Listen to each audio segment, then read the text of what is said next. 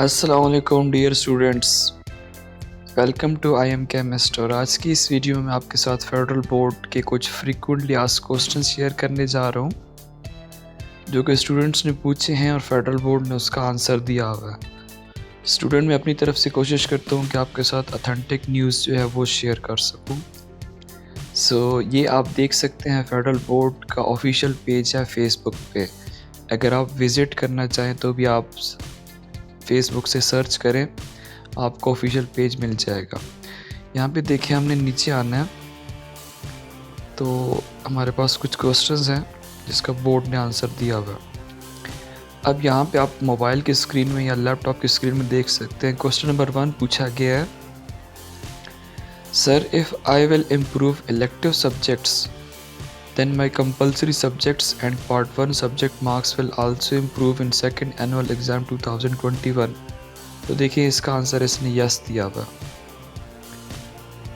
Second question में क्या पूछा जा रहा है कि sir if I will improve only physics 2 of HSSC then my physics 1 will also improve as we have given only part 2 elective subjects and first annual exam 2021।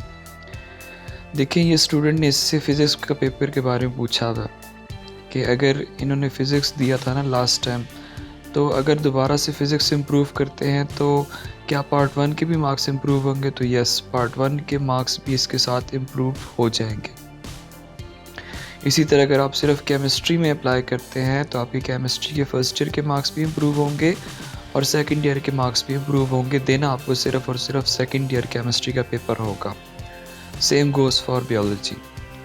और इसका impact जो होगा ना आपके ओवरऑल रिज़ल्ट के ऊपर भी आएगा। आपके जो पाकिस्तान स्टडीज़ या जो बाकी है, उर्दू है और इंग्लिश है, इस्लामिक स्टडीज़ अगर आपकी है तो उसके मार्क्स को भी ये इफ़ेक्ट करेगा। वो मार्क्स भी आपके ज़्यादा होंगे ओवरऑल परसेंटेज के हिसाब से, अगर आप एक पेपर भी इम्प्रूव करते हो।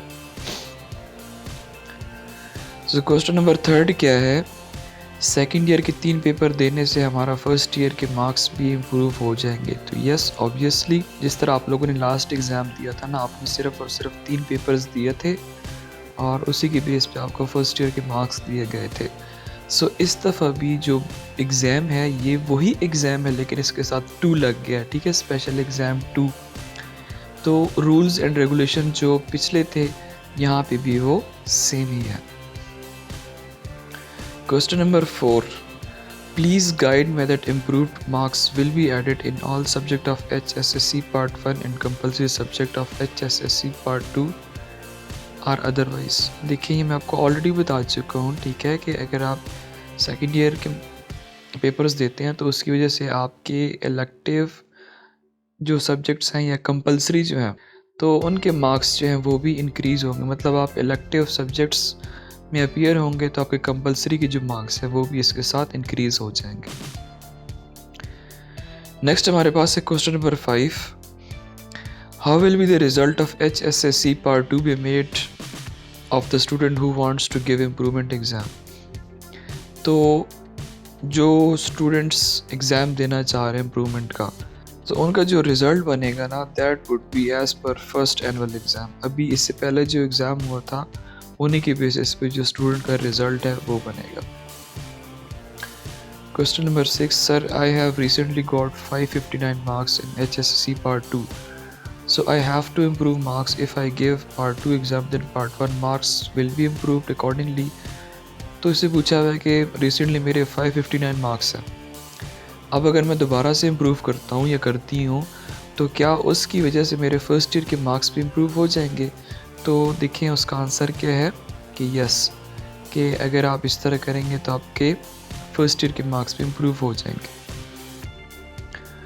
क्वेश्चन नंबर 7, HSSC 2 इम्प्रूवमेंट किन सब्जेक्ट्स में दे सकते हैं और जिन सब्जेक्ट्स में हम इम्प्रूव देंगे उसका इफ़ेक्ट बाकी सब्जेक्ट पर भी लगेगा। तो जैसे मैं आपको पहले क्वेश्चंस में भी बता चुका हूँ कि आप लोगों ने सिर्फ और सिर्फ इलेक्टिव सब्जेक्ट्स देने हैं। अगर आप प्री मेडिकल ग्रुप के हैं तो आपके जो पेपर्स होंगे that would be from chemistry, biology and physics only, और impact would be on your rest of the subjects like Pakistan studies, Urdu, English and one is Islamic studies. तो इसका आंसर भी आपको मिल गया। क्वेश्चन नंबर 8, अगर अभी सेकेंड ईयर वाले ने इम्प्रूवमेंट देनी हो तो उसकी इम्प्रूवमेंट के बाद 1 ईयर और कंपलसरी सब्जेक्ट्स में भी मार्क्स इंक्रीज होंगे। तो यस, इसका आंसर भी यस ही है। क्वेश्चन नंबर 9 क्या है, सर इम्प्रूवमेंट पेपर के लिए फॉर्म एक्स प्राइवेट वाले पोर्शन से सेंड करें या इंस्टीट्यूट की तरफ से, और फीस क्या होगी 2 पेपर्स की। मतलब अगर HSSC 2 के पेपर्स देंगे तो मार्क्स HSC 1 में भी लगेंगे या नहीं, उसके लिए अलग फ़ीस और अलग पेपर होगा और पेपर रिड्यूस सिलेबस ही आएगा। तो इसका आंसर भी इन्होंने यस किया हुआ। ठीक है, तो आपने जो इम्प्रूवमेंट के लिए अप्लाई करना है वो एक्स प्राइवेट कैंडिडेट में से करना है, रेगुलर में से आप अब नहीं कर सकते, क्योंकि अब आप कॉलेज जाते नहीं हो, आप कॉलेज का हिस्सा ही नहीं हो, आप कॉलेज से निकल चुके हैं, पास आउट हो चुके हुए हैं, एक्स कैंडिडेट्स में आप लोग आओगे। और उसके बाद ये है कि जो सिलेबस आपका होगा वो रिड्यूस सिलेबस होगा। ठीक है, जो लास्ट टाइम था ना वही होगा, ये न्यू सिलेबस आपका नहीं होगा।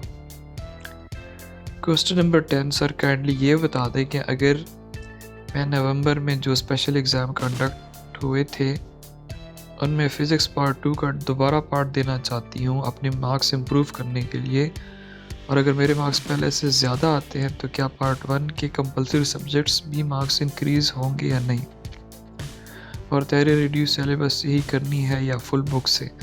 तो इसका आंसर तो मैं 3 दफ़ा डिस्कस कर चुका हूँ, मेरे ख्याल में इसको दोबारा से डिस्कस करने की ज़रूरत नहीं है। सो स्टूडेंट्स, ये कुछ इम्पोर्टेंट मालूमात थी जो मुझे मिली, सो आई थॉट कि मैं आपके साथ शेयर करूं। उम्मीद करता हूं कि आपको ये वीडियो अच्छी लगी होगी। इसके अलावा अगर आपके जहन में कोई भी सवाल है तो आप कमेंट सेक्शन में पूछ सकते हैं। Stay connected with I am chemist. Thanks for watching.